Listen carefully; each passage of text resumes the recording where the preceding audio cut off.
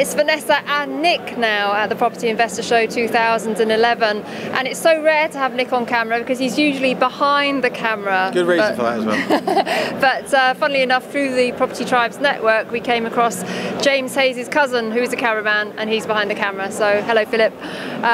Anyway, we were going to talk about the Great Landlords Brainstorm, which we've just finished, and very interesting session, wasn't it, Nick? Because we were talking about the tenant of the future and the landlord of the future, and there was some quite passionate debate, wasn't there? I think it was, first of all, it was representative of exactly what goes on Property Tribes. In other words, it was an offline version of what goes on Property Tribes. In other words, it was a thread around about the tenant and or the landlord of the future. And I think, as Vanessa quite rightly said, as certain threads on Property Tribes goes as well, it got quite heated in certain circumstances. But I think that was a good thing. I mean, I certainly learned a lot from it. I certainly gained a lot of information from it. What about you?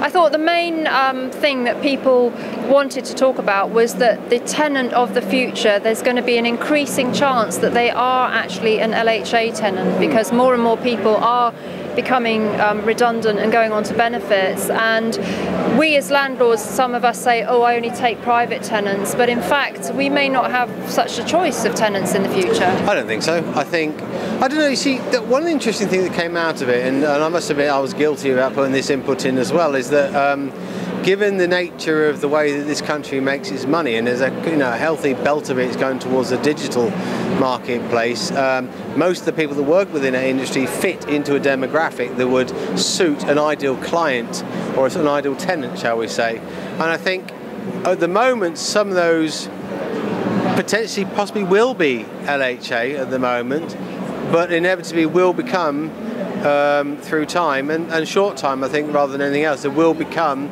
private tenants as well. So it's kind of a mixed bag, really. I think what we've learnt out of it is that there's nothing to be frightened of when it comes to tenants. Other than take on LHA ones, don't take on, it's entirely up to you. But the main thing is be belt and braces.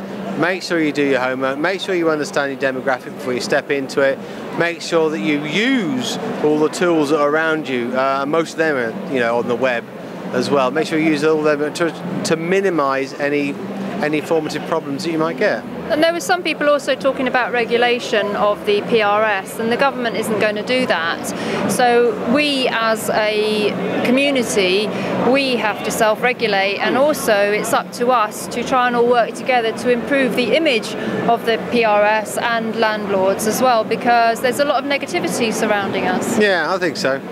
Well, there's a lot of negativity. There just is. Well, negative. The media likes to focus on the bad stories. Yeah, well, then again, there's that program's called Britain's Worst Teeth. I mean, they're hardly going to be a program about Britain's best teeth. But I think take that bit out of it. I would suggest that the self-regulation was an interesting thing. I think we were at a conference last week called the NALS conference, and they'd come up with a scheme called Safe Agent, which was getting government interest, shall we say. Government support. Government support, yeah, government support.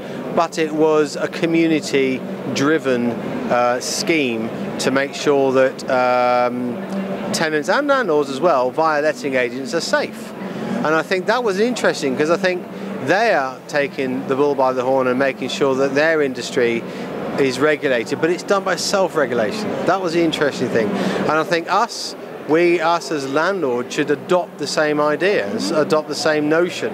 How that is done, okay, that needs working out. But I think that the whole notion is a positive one. And I think the other thing, just to finish, Nick, was that we were talking, I think the whole group agreed that in the future, the landlord of the future is going to have a professional profile and an online track record of being a professional landlord, because that is going to attract good bona fide tenants and also deter professional rent dodgers, because professional rent dodgers are actually preying on amateur or uninformed landlords. And Paul Champlina told a story of a tenant that has racked up 154 £100,000 of rent arrears through constantly going through habitually bad tenant, you know, a habitually bad tenant, but constantly going to landlords, sussing them out that they haven't got a clue what they're talking about because they just advertised on Gumtree and didn't do any referencing, and then taking advantage of them. Well, he was actually using technology to find the bad landlord. Yeah. Or no, not bad landlord. The amateur landlord. The amateur landlord. Yeah. He was using technology. So we can say on one hand, technology, the web, whatever we want to call it, is a negative thing in that instance. But I think on the flip side of the coin, it can be a positive thing, because I think there will always be bad landlords. I think there will always be bad tenants. I think. But on the flip side of the coin, there will always be good landlords and there will always be good tenants, and I think there will always be a naive version of both of them as well. But I think what we're going to find, the landlord and all the tenants of the future will stop being that naive and start being more proactive and understanding that there are reputable people out there, both tenants and landlords, and I think not that's going to be technology driven, and that's a good thing, and that's something that. You know, before the web, shall we say, it was very much you had to rely on a bit of a wing and a prayer as much as anything else. Okay, yeah, due diligence, referencing, la la la la. Yeah, we get that, and that still should never stop.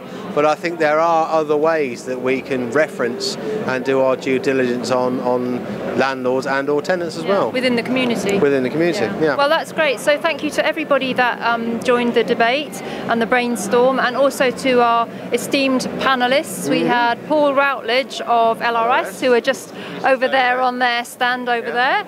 And we had met the wonderful Mary Latham and Paul Champliner. Feisty Mary Latham. Feisty Mary, quite contrary. And we had Paul Champliner of Landlord Action and also Alex Caravello of Landlord's Rent. So thank you to everybody, and I hope you've enjoyed this brief summary of the Great Landlords Brainstorm at Property Investor Show 2011.